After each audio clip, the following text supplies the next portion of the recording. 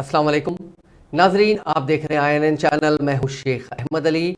इस news bulletin में आइए नज़र डालते हैं दिन भर की बड़ी खबरों पर। इसराइल और हमास की जंग का आज 46वां दिन है।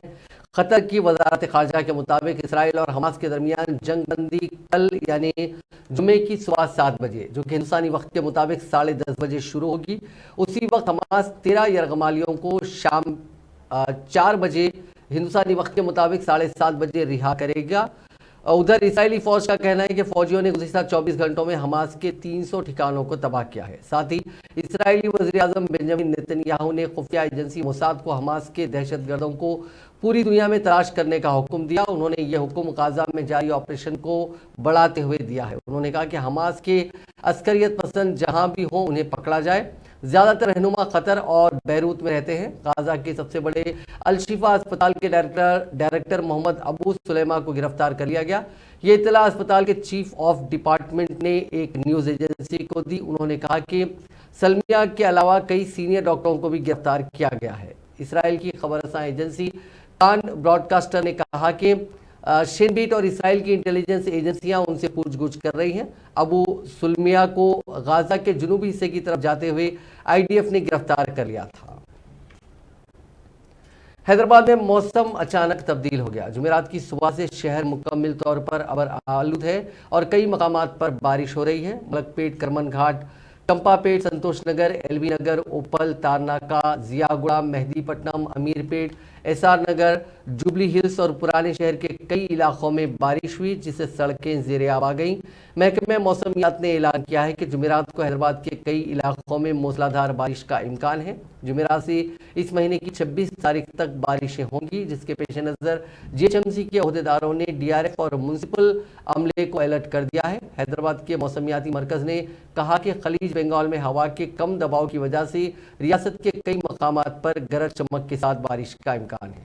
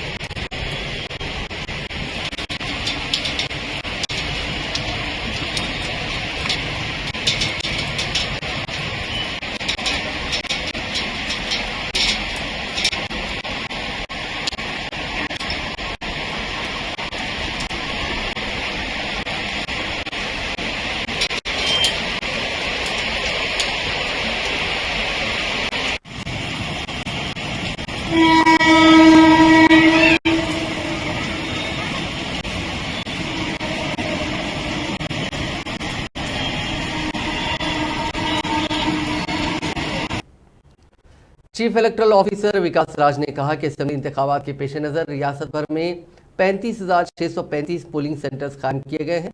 एक प्रेस कॉन्फ्रेंस से खिताब करते हुए उन्होंने कहा कि इंतखाबात पर नजर रखने के लिए 60 मुबस्सरीन का तकर्रुर किया गया है। उन्होंने आज पोलिंग के इनेकाद और इंतखाबात से मुतालिक मुख्तलिफ उमूर से मीडिया को वाकिफ करवाया।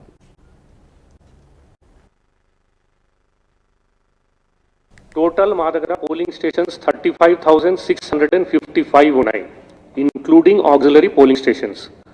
299 auxiliary polling stations were approved by the Honorable Commission.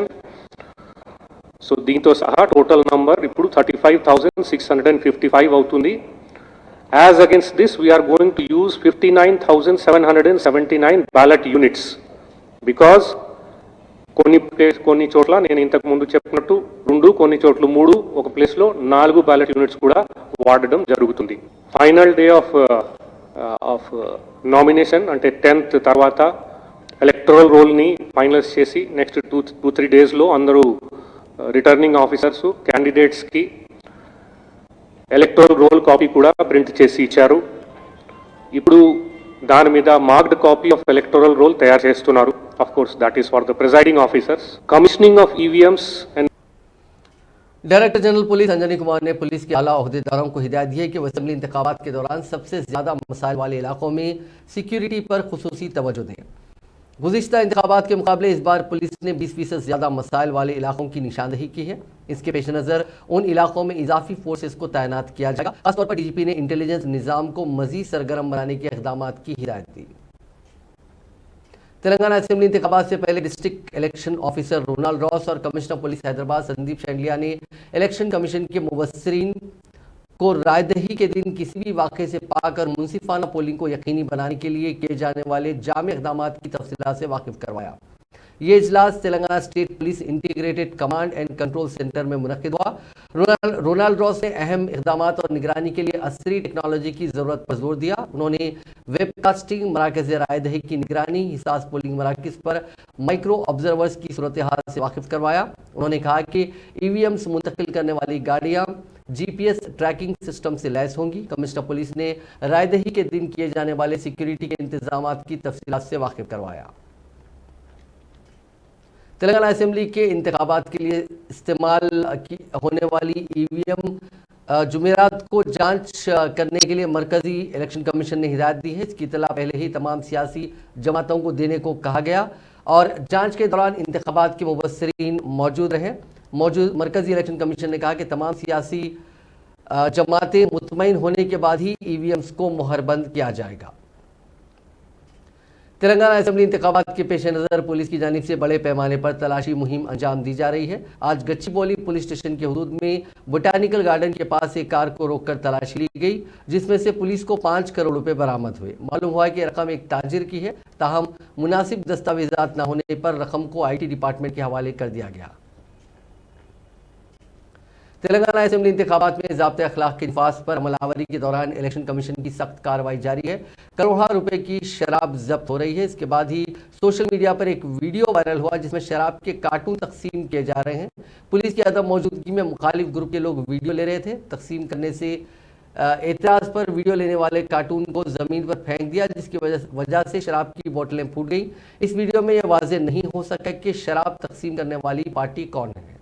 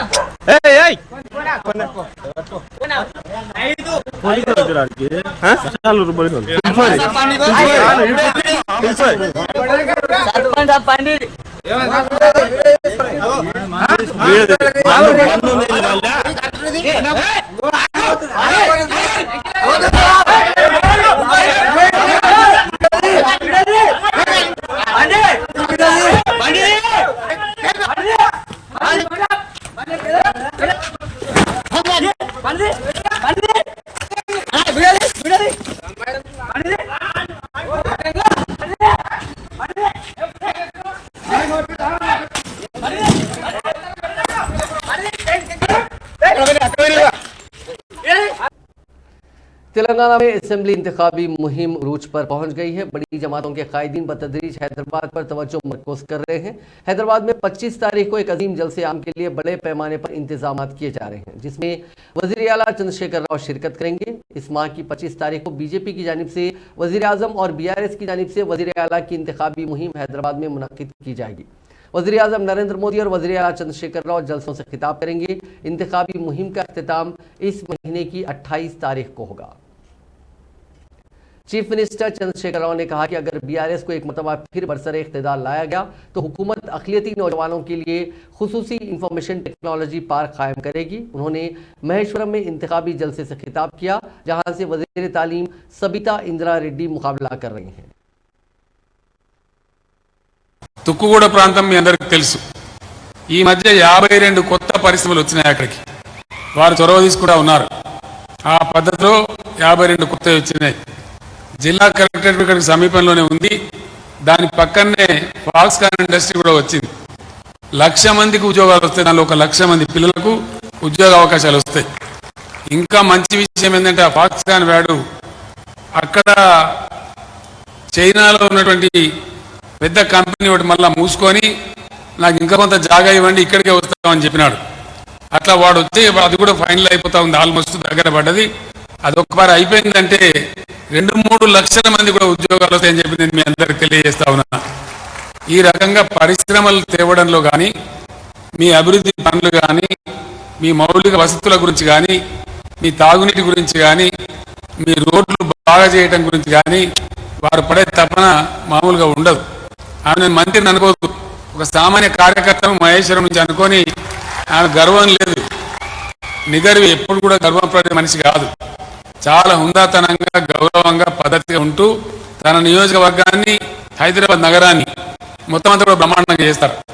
Education మినిస్టర్గా ఉండి కూడా తన గర్వానికి భక్తాన్ని శాంక్షన్ చేసుకోవచ్చు, కానీ పద్ధతి పాటించి నన్ను కోరితే నీకు ఎన్ని కావాలన్నా పెట్టమని నువ్వే విద్యామంత్రి అని చెప్తే జూనియర్ కాలేజీలు లా కాలేజీ बीआरएस के कारगुजार सदर व वजीर बल्दी नजमोनस के डी रामाराव ने कहा कि 9.5 साल के दौरान हुकूमत ने मुख्तलिफ सरकारी महकमों में 1,60,083 सरकारी मुलाजिमतों पर तकर्रुरात किए हैं।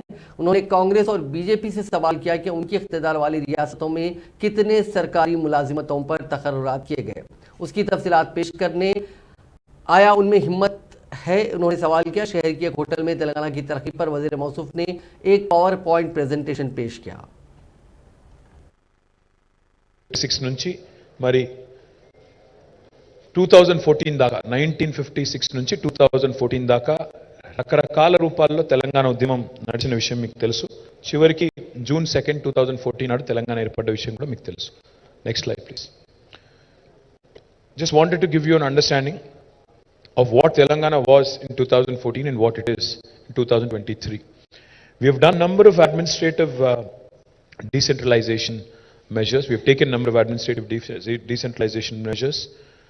10 జిల్లాలు ఉన్న తెలంగాణ 23 జిల్లాల 33 జిల్లాల తెలంగాణగా అవతరించింది. 23 జిల్లాలు అదనంగా యాడ్ చేయడం జరిగింది.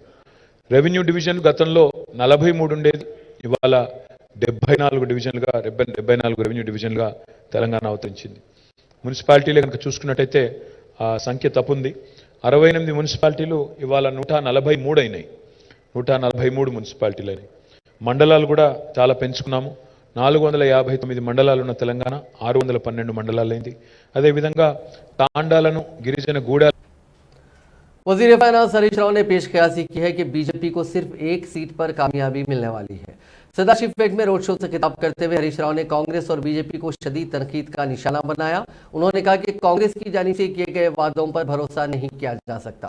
अगर कोई भरोसा करता है तो वो धोखे का शिकार हो जाएगा, क्योंकि कांग्रेस इख्तियार के लिए अवाम को हथेली में जन्नत दिखा रही है। మునుపంతా భయపడకుండా బతుకుదు మనం. ఎప్పుడు ఎవడేస్తాడో ఏం టెస్ట్ చేస్తాడో అని వానికి నెల నెల మామూలు. అందులో ఒక రకం మామూలు కాదు, లోకల్ మామూలు, టాస్క్ ఫోర్స్ మామూలు, స్టేట్ మామూలు, లీడర్ మామూలు, ఇంకా కొంత ఈ బ్లాక్ మెయిల్ ఉంటుండే కొంత, అయ్యో పేపర్ల వార్త వచ్చిందని. అట్లా ఎన్ని మామూలులో ఎంతమందికి సలాం కొట్టుడో, ఎంతమందికి భయపడి బతుకుడో. కానీ కేసీఆర్ వచ్చినాక అని బంధు పెట్టిండా లేదా? ఎవడన్నా మీ దిక్కు కన్నెత్తి చూస్తే బిడ్డ కబద్దార్ అని చెప్పిండు కేసీఆర్. అరే మా ఊరు వృత్తిని నమ్ముకొని బతుకుతున్నారు, కళ్ళు తాగితే మంచి కిడ్నీలు సాఫ్ ఉంటాయి. అది సాదా సీదా తెలంగాణ జీవన స్థితిగతులకు ఒక ప్రతిబింబం. అందులో ఒకటి కళ్ళు వృత్తి. అంత आज वजीर फाइनेंस हरीश राव ने संगारेड्डी में अक़लियतों के साथ एक इजलास से खिताब किया। उन्होंने अक़लियतों से अपील की कि आइंदा इंतखाबात में वो बीआरएस पार्टी के हक में अपने वोट का इस्तेमाल करें। ये 4 जमात के ऑफिस के लिए छोटी सी जमीन दिलाइए और थोड़े पैसे दिलाए तो हम वहाँ पर एक बिल्डिंग बनाना चाहते हैं, ऑफिस बनाना चाहते हैं बोल के हमारे हकीम साहब पूछे। जरूर तमाम 4 जमात के लिए एक अच्छी जमीन दिलवाने के लिए काम करता वादा करना है। भाई आपके एमएलए साहब के बारे में भी आप जानते हैं, वो तो 5 साल को एक बार आते हैं। जीतना हैदराबाद जाना,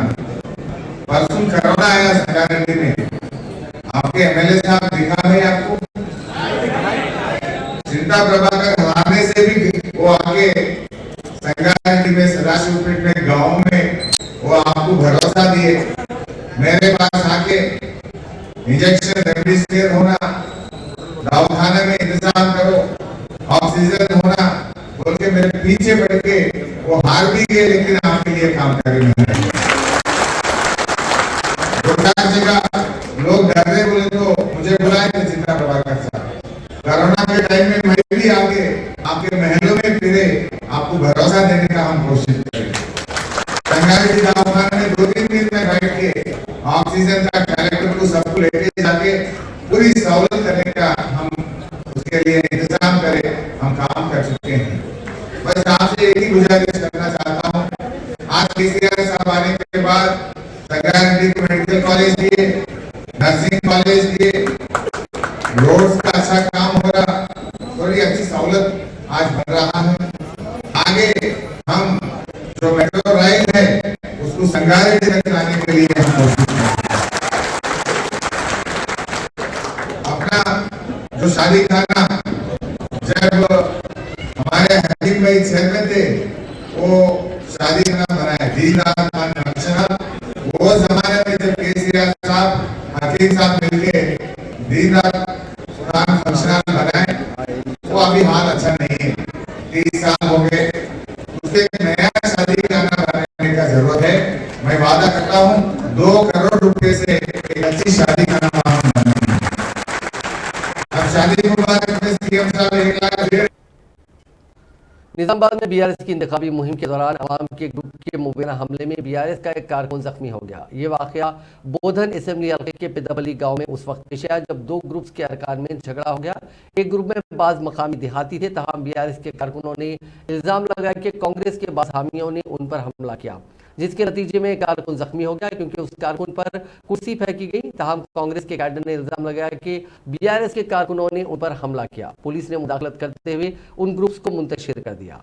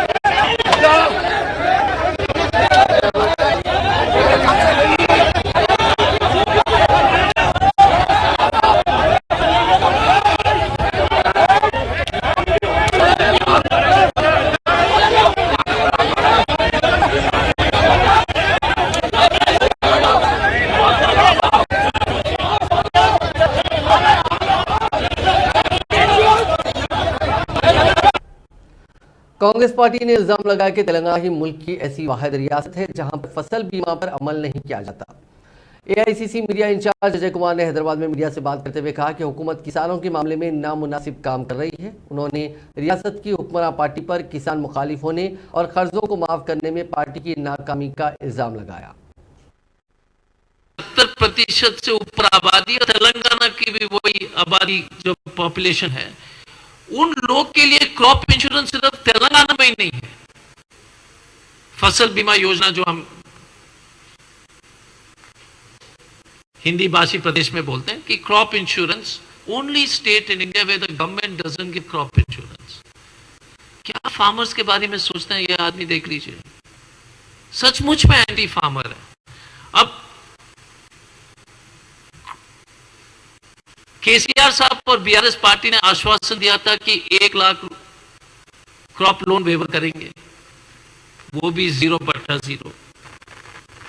केसीआर साहब ने कहा कि वो टेनेंट फार्मर या किराएदार फार्मर या बटाईदार कावलदार, उनको जो है वो रिकॉग्नाइज करेंगे, उनको पहचान देंगे ताकि उनके हक जो है सुरक्षित हो। टेनेंट फार्मर्स पूरे इंडिया में प्रोटेक्टेड है। और केसीआर साहब ने प्रॉमिस किया था, तो केसीआर साहब को पूरे जो है तेलंगाना के टेनेंट फार्मर से माफी मांगनी चाहिए, क्योंकि आपने झूठा वादा दिया।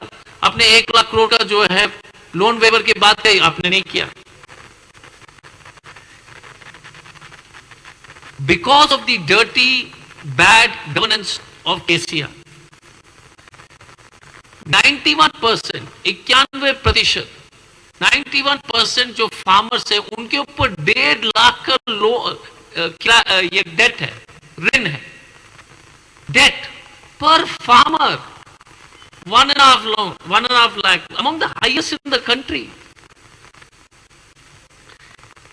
क्रॉप लॉस, ये जो जब फसल का नुकसान होता है उसके जो बारे में जो है क्रॉप जो कंपनसेशन है, इन्होंने कांग्रेस के लीडर जी विवेक ने कहा कि बालका सुमन को शिकस्त के खौफ की वजह से उन पर ईडी के धावे कराए गए हैं। उन्होंने बीजेपी में अपने वक्त के दौरान पार्टी के लिए बहुत मेहनत की थी। वज़ीराबाद के इलेक्शन में गुज़िश्ता इंतखाबात में उन्होंने काम किया था और उन्होंने दावा किया कि उन्होंने उम्मीदवारों की जीत के लिए भरपूर मेहनत की। बालका सुमन के कहने पर वज़ीर आला चंद्रशेखर राव ने अमित शाह को फ़ोन किया और उनके खिलाफ कार्रवाई की गई, ऐसा इल्ज़ाम विनोद लगा रहे हैं। మీటింగ్ చూస్తే ఎక్కడ కూడా ఒక్క దగ్గర కూడా బాలక సుమన్ మా దగ్గరకు వచ్చి కలిసి మా సమస్యలు ఏమో కనుగొలే ఇప్పటివరకు. అంటే కేవలం బాలక సుమన్ రామచంద్ర రెడ్డి గారు చెప్పినట్టు చెన్నూరుకు వస్తాడు రాత్రి 12 గంటలకు, పొద్దున్న లేస్తాడు 12 గంటలకు, ఇక పొద్దున్న లేచి తొందరగా మీటింగ్ ఉంది అని చెప్పి వెళ్ళిపోతాడు. అయితే ఎవరైతే कांग्रेस के लीडर कोमल रेड्डी राजगोपाल रेड्डी ने कहा कि तेलंगाना की तश्कील से सिर्फ चंद्रशेखर राव के खानदान को ही फायदा पहुंचा है। उन्होंने कहा कि अवाम की जिंदगियों में बेहतरी के लिए तेलंगाना में कांग्रेस का इख्तिदार में आना जरूरी है। कांग्रेस के इख्तिदार में गरीबों की मुश्किलात दूर होंगी और नौजवानों को मुलाजिमतें हासिल होंगी। राजगोपाल ने कहा कि तेलंगाना की तश्कील पर पानी, फंड्स और मुलाजिमतों की फराहमी का वादा किया गया था, ताहम केसीआर हुकूमत ने इस वादे को पूरा नहीं किया। అవమానిస్తుంటే అన్ని రంగాల్లో మనకు అన్యాయం జరుగుతుంటేనే ఆ అవమానాలు భరించలేకనే తెలంగాణ బిడ్డలందరూ కలిసి తెలంగాణ ఉద్యమం కొట్లాడి తెలంగాణ తెచ్చుకుంది. ఇప్పుడు ఏమైంది? ఎవరి పాలైంది తెలంగాణ? మీకేమన్నా మనందరికన్నా ఇక్కడ పేదోళ్ళు ఎంతో మంది ఉన్నారు, ఊళ్ళలో తిరుగుతున్న రోజు ఏమన్నా అయిందా అంటే ఇల్లు వచ్చిందా అంటే ఇల్లు లేదు, భూమి వచ్చిందా అంటే భూమి లేదు, ఈ పిల్లలకు ఉద్యోగాలు వచ్చినాయంటే లేవు. కొన్ని మీ బతుకులు గవర్నమెంట్ హాస్పిటల్లో గవర్నమెంట్ పనికి పోతే ఏదైనా అన్ని వసతులు ఉన్నాయా? ఏమీ లేదు. बीजेपी के कौमी सदर जेपी नड्डा ने कहा कि तेलंगाना में चंद्रशेखर राव हुकूमत के 10 साल दौर में हुई बदगुमानियों की सुप्रीम कोर्ट के रिटायर्ड जज से तहकीकात करवाई जाएंगी और खातियों को जेल भेज दिया जाएगा। संगारेड्डी में बीजेपी के जलसे आम से खिताब करते हुए जेपी नड्डा ने तब्दीली के लिए बीजेपी को वोट देने की आवाम से ख्वाहिश की। आने वाले समय में तकदीर और तस्वीर दोनों बदलने का मौका है और दोनों को अच्छा करने का मौका है।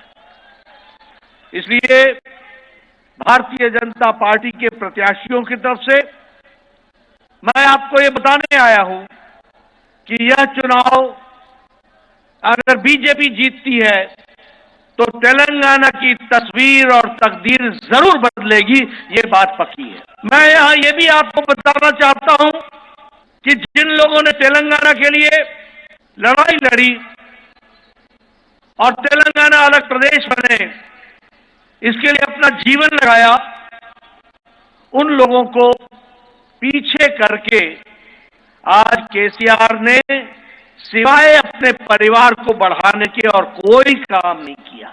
एक ही काम किया और वह काम था परिवारवाद को आगे बढ़ाना, और दूसरा काम भ्रष्टाचार करना, कुशासन, कोई एडमिनिस्ट्रेशन नाम की चीज नहीं। अपने परिवार के साथ साथ रिश्तेदारों को बढ़ाना, यही उसका उद्देश्य रहा। और तेलंगाना का टैलेंट पीछे रह गया, तेलंगाना का विकास पीछे रह गया। जब यह प्रदेश बना था तो this was one of the richest state, लेकिन 10 साल के केसीआर के राज ने इस प्रदेश को जहां डेट में धकेल दिया, जहां उधार में डाल दिया, वहीं विकास के कार्यों को भी ठप कर दिया। जब मैं परिवारवाद की बात बोलता हूं तो मैं ये भी आपको बताना चाहता हूं कि सिर्फ केसीआर का सवाल नहीं है।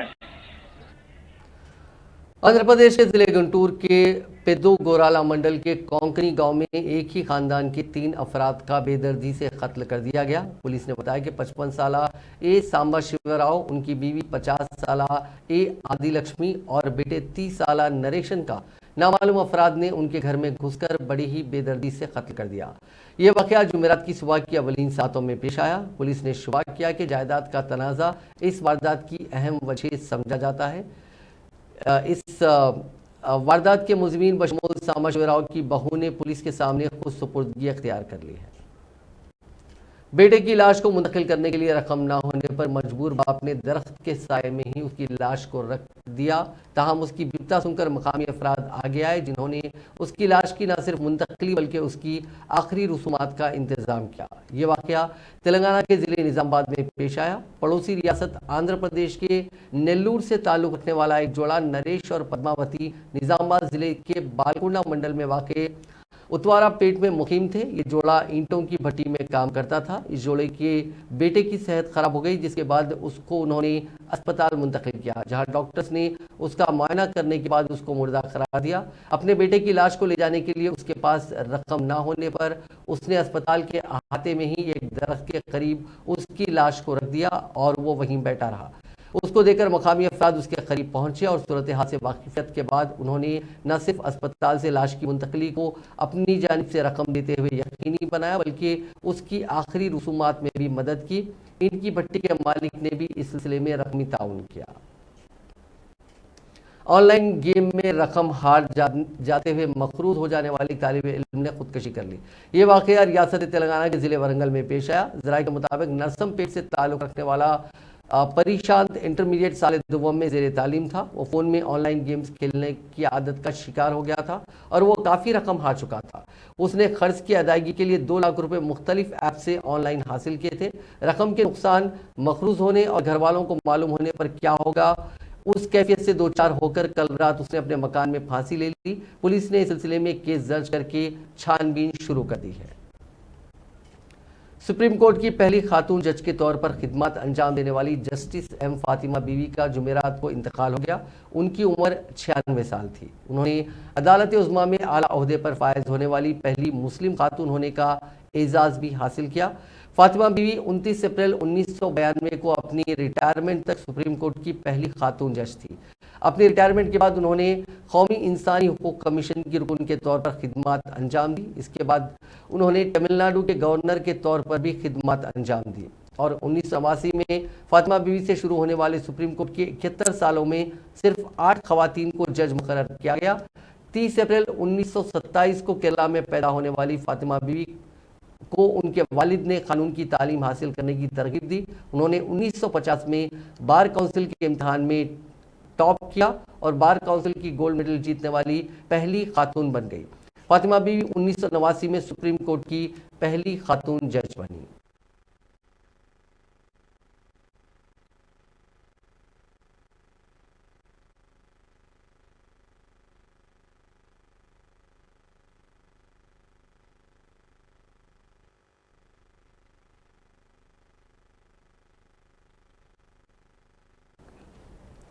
हाई कोर्ट ने इंडर रिंग रोड केस में आंध्र प्रदेश के साबिक वज़ीर आला और तेलुगु देशम पार्टी के सरबराह चंद्रबाबू नायडू की तरफ से दायर पेशगी जमानत की दरखास्त पर समाअत जुमे तक मुलतवी कर दी। कबल इस मामले में वकीला ने अपने दलाइल पेश किए। सीआईडी के वकील कल दलाइल पेश करेंगे। नाज़रीन, इस न्यूज़ बुलेटिन में बस इतना ही। आप देखते रहिए INN चैनल।